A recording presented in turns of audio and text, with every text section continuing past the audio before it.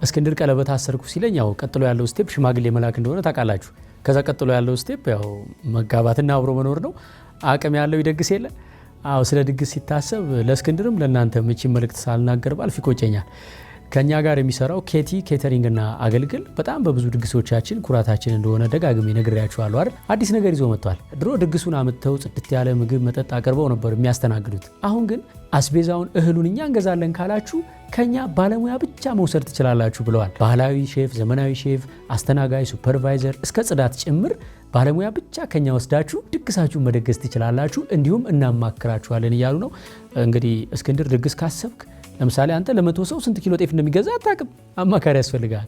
ሌላው ደግሞ አይ ባለሙያ አልፈልግም ዘመዶቼ በጣም ባለሙያ ናቸው ካልክ ደግሞ እቃ ብቻ መከራየት ትችላለህ። ከኬቲ ምግብ ማቅረቢያ እቃዎች፣ ማብሰያ እቃዎች፣ አጠቃላይ ለማስተናገድ የሚያገለግሉህም በሙሉ ከጠረጴዛና ወንበር ጭምር መከራየት ትችላለህ።